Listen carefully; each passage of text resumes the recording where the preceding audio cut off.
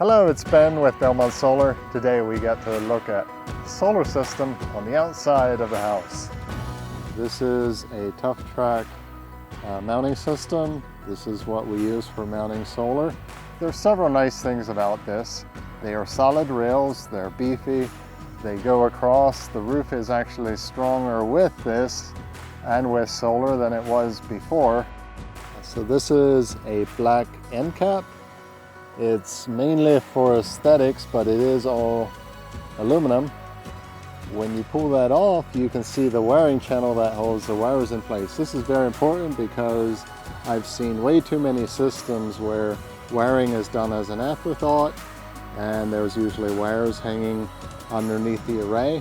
That's also a sign of poor workmanship. We try to take it several steps above and beyond that and use something that has good wire management.